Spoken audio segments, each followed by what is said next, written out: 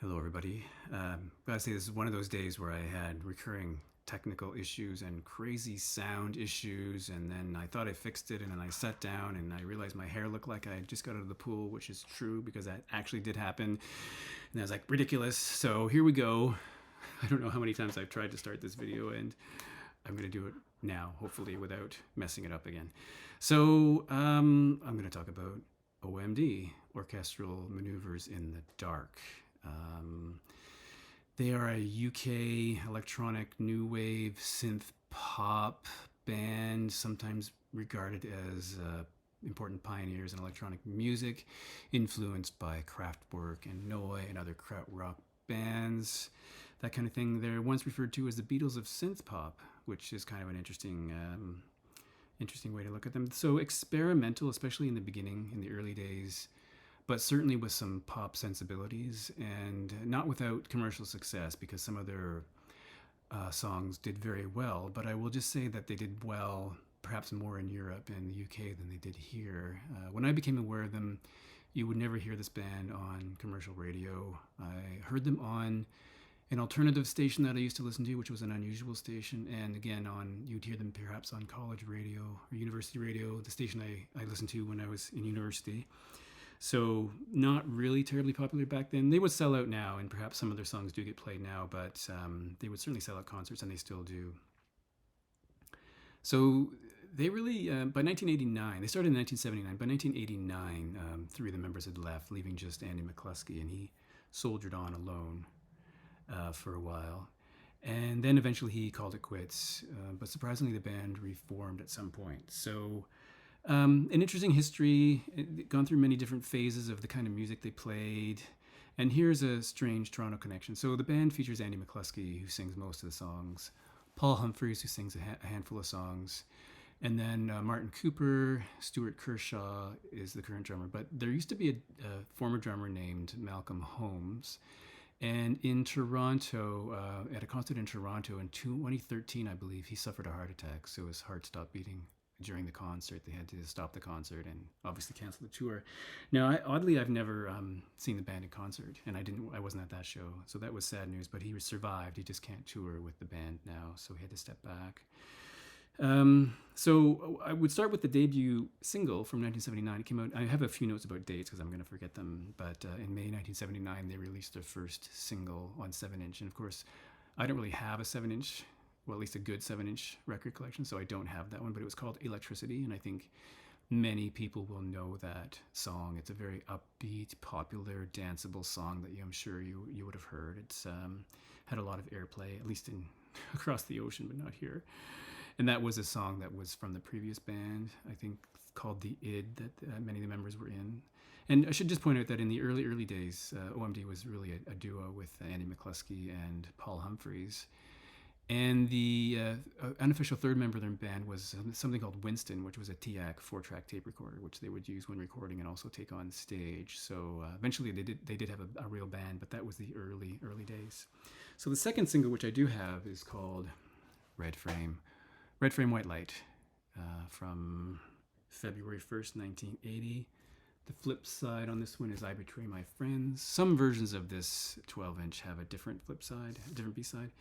And there is a 7-inch version, obviously, and there's a 12-inch with a picture sleeve. This one doesn't have a picture sleeve, but there are some that do, and I don't have one because they seem to be hard to find, and I've never been able to find one. This song is really about a phone booth, which was near to their house, or near Andy's parents' house, I believe, where they used to record and practice music, and they would go to that phone booth to make phone calls for gigs. And I think I heard once that they thought their first gig would be the first and last. They once opened for Joy Division, as I recall. So the phone number of that booth is actually mentioned in the song. It's 632-3003, and people used to phone it, sometimes with the wrong area code. At some point, British Telecom removed that phone box, but there was such a big public outcry about it that they actually renovated or restored the box and put it back. So you'll see on the internet people taking photos and videos of them making a trek to this phone booth to have their picture taken with it. So yeah, no, it's an interesting song, and like their first song, they really don't have choruses. They would have a synth part where you would expect a chorus to logically go. So that's kind of interesting. But this is a good song. I really enjoy it. It's one of my favorite OMD songs, and it was followed 3 weeks later by the band's first record, which is simply called Orchestral Manoeuvres in the Dark. Now, this is the Canadian cover. The UK cover had a die-cut sleeve designed by Peter Saville, who worked with many artists on the Factory label. This one doesn't have that. And it has the aforementioned electricity and red frame white light, as well as messages, which we'll come to. And songs that if you know the band, you'll know them. Otherwise, it'll be mystery to you. But Julia's song, Pretending to See the Future, which is the title of a book that came out that they released many, many years later. Bunker Soldiers. So this has been called an homage to Kraftwerk, although it's probably a little poppier than that, and very enjoyable. I first time I heard this, I thought it was really a really interesting record. Certainly, apart from the bass guitar, there doesn't seem to be there. Is there guitar? No, I don't think so. Well, there is a guitar noted here, but really it's hard to detect because it's mostly electronic with some interesting effects. And with their TX tape player in parts. So that was followed by the third single called Messages, and this is a 10-inch version. You can get a 7-inch version. Most of these 10 inches have a re-recorded version of Messages. There are some that have the original album version, but the band re-recorded it because they weren't happy with it. So this is the re-recorded version. Flip sides are Taking Sides Again, and oddly, Waiting for the Man, the Velvet Underground song, which is a kind of an interesting song for them to choose, considering their love of Kraftwerk and things krautrock. That's just label, two-tone gray label. And I didn't show you the other label. That's not that interesting. But that's their the third single re-release. That's probably, if I were to choose my favorite OMD songs, especially from the early years, I would choose Messages because I think it's fantastic. And then perhaps their signature song, which is the advanced single from the second record that I'm sure everyone knows, and that's Enola Gay. Very dancey, upbeat track. Flip side is Annex. So I can't imagine a more upbeat track about nuclear devastation than this one. Of course, Enola Gay being the plane that was flown over Hiroshima, where they dropped Fat Boy on the city. It's an anti-war song, but it also became an anthem for the LGBT community. I don't know much about that. I've read that, and I don't know why or how that happened, but that's an interesting thing to think about. Again, big hit in Europe. It got some play here, but again, on alternative radio. Oddly, Paul Humphries apparently threatened to quit the band if this song was released as a single, and it was released as a single, but he didn't quit the band. And there's not much. The sleeve is this label is pretty straightforward. So, again, if you don't know that track, you're likely not going to know much else from this band because it definitely would be their most popular and enduring song. And it is the lead-off single, the pre-release single from the second record called Organization, which didn't get a release in Canada or the US as far as I know. It was only released overseas. So it's kind of odd to me that Enola Gay is on this record. It seems to fit with the first record better. People will say if the first record was an homage to Kraftwerk, this is likely an homage to Joy Division. It's a darker record apart from Enola Gay. Well, I mean, the theme is dark on that song for sure, but it has more moody pieces, not necessarily mellow, but sort of angular strangeness that doesn't really lend itself to a dance club like Enola Gay would. To the back. My favorite track on this is the last track on side 2 called Stand Low. It's 6 minutes, which is over 6 minutes. I think it's an incredibly moody piece, which I really, really enjoy. So in some respects, Enola Gay doesn't really fit, but in any case, this is the record where Malcolm Jones joined as the full-time drummer. He appeared on the previous record, but he's a full-time drummer here. So I would go out on limb and say that this is my second favorite OMD record, maybe third. It's in the top 3 for sure. I love it. Okay, then they released, losing track of dates here, that was October 1980. In August 1981, they released an advanced single from what would be the next record. 10-inch single for the price of a 7-inch single. This is called Souvenir. This, the flip side is Motion and Heart. So this song is really romantic in a way, a bit of a departure from what we've heard from OMD to this point. Kind of a love song, maybe a little saccharine. And when I mentioned that Paul Humphries didn't like Enola Gay, Andy McCluskey didn't like this song. This was written by Paul Humphries, and Andy McCluskey didn't want to release it, but eventually it did come out. And I can see what he was getting at. But I really like the song. But I can see what he was getting at. It didn't really sound like OMD.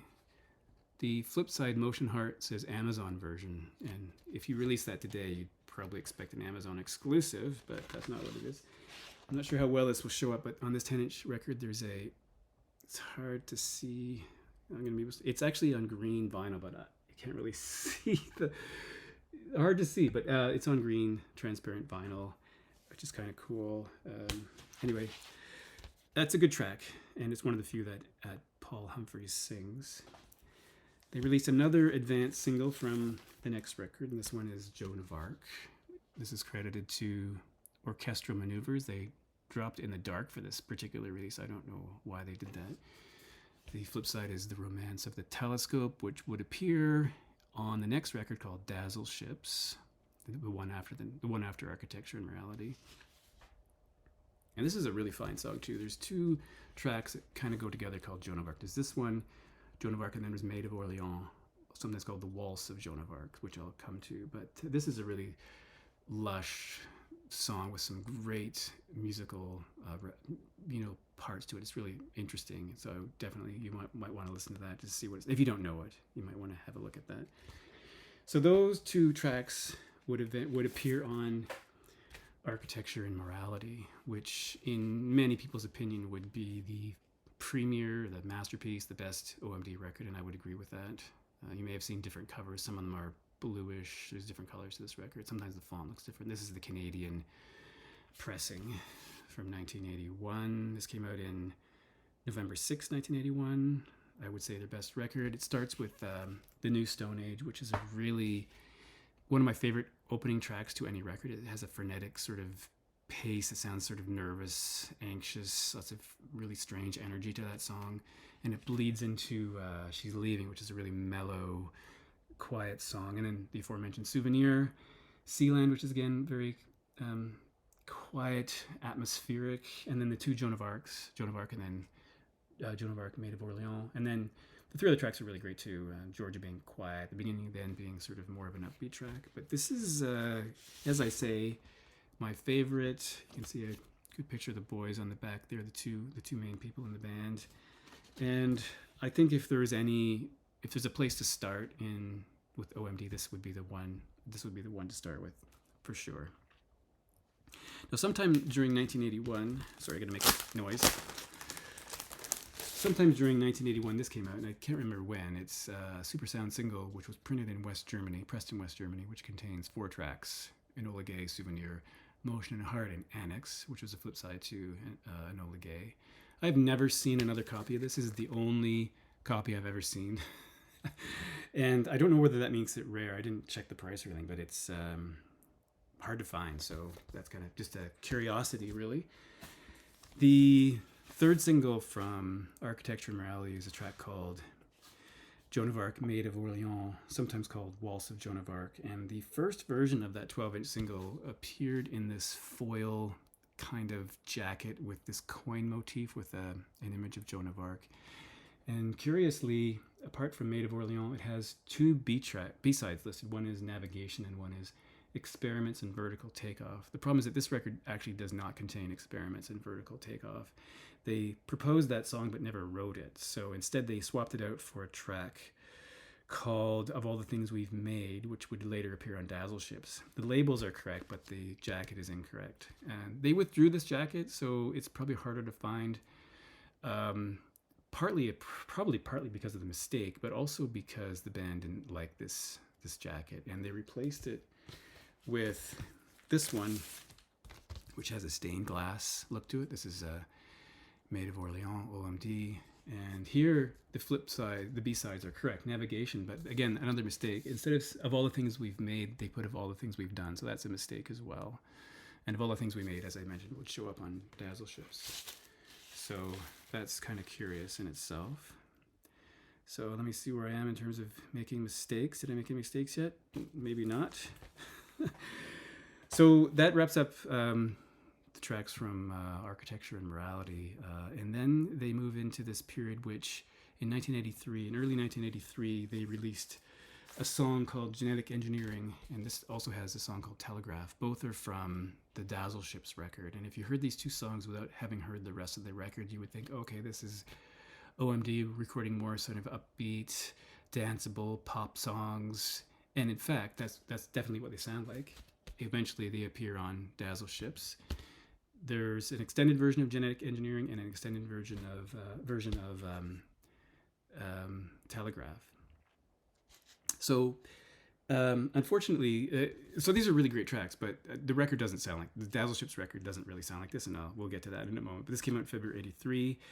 Curiously, one of the things on this record is they used a Speak and Spell toy for children from Texas Instruments as part of the recording processes. You'll hear it in the song. There's this kind of electronic voice, and that's where it comes from. And in fact, on this version of Genetic Engineering, the 312 millimeter version, whatever that means, they actually credit Texas Instruments here. Speak and Spell used with kind permission of Texas Instruments Limited, so I guess they had to have permission. So this is the 312 millimeter version with Fornoy as the other flip side, as the B track, and this is from this is a UK pressing from February 1983. Just curiosities. And then I have a promo in a generic sleeve of the two tracks I just talked about, Genetic Engineering and Telegraph. And this is a promo copy, and the flip side is nothing. It looks like there's tracks, but there's nothing there. And this is from the forthcoming OMD record, Dazzle Ships, the record that confounded people and caused the band to lose thousands of fans. So this came out in March of 1983. This is the record itself, and as I say, the first two tracks released were actually quite good. So, jacket is a die-cut jacket, and this was designed by Peter Saville, who did a lot of work with Factory Records artists. And the title refers to dazzle camouflage. That was a design used mostly in World War I, but it did extend into World War II, and the purpose of it was to make it difficult for your opponent to measure the target's range, speed, and heading. So for ships, right? So dazzle camouflage on ships. So they wouldn't know how fast you're going, what direction you were going, or how far away you were. And I don't know how successful it was, but in many respects, that seems to be a good metaphor for the record because no one seemed to know what OMD was doing. Paul Humphreys was apparently quite upset by this record. It was a commercial flop. It was heavily criticized when it came out. And it wasn't until years later that people began to recognize its importance. Bands like Radiohead have said that this was an important record for them. There's a whole list in the Wikipedia entry of people who cite this record as being important. So it has experimental content, music, concrete collages. They use shortwave radio recordings. They have Cold War themes, Eastern Bloc themes, rise of technology, and then just the two singles. But I would say it's a classic example of critics getting things wrong. But to be honest, the first time I heard it, I was a little confounded. I didn't quite get it after the lushness of Architecture and Morality. The beauty of that record, you have something that was really harsh in places, time zones. There's some information about the record. And in recent years, they've actually performed that record in its entirety. Because now the band were upset, or they kind of distanced themselves from it, but then they realized that it was very popular and groundbreaking, so they have been performing it in its entirety. And this is a 12-inch single for Telegraph. This is from West Germany. The flip side is 66 and Fading from West Germany. So this is a pretty interesting track. 66 and Fading is apparently the song Silent Running from Dazzle Ships, which they reversed and slowed down. So it's kind of interesting. If you know the two tracks, then you'd probably find that interesting. And the last thing I'll show you to wrap up the Dazzle Ships era is just a 12-inch single of Telegraph. This has 3 versions of Telegraph. It's a promo copy that I got somewhere, I think in a thrift shop, kind of a little beat up around the edges, but it's an interesting thing to have. And then after this, OMD took a slightly different direction, I would say, after their experiment in experimental music. I failed initially and then succeeded, but not for many years.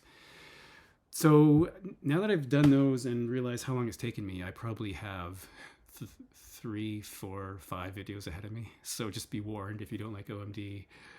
you might not want to watch those. But if you did endure this, my longest video to date, thank you for watching, and I'll talk to you next time.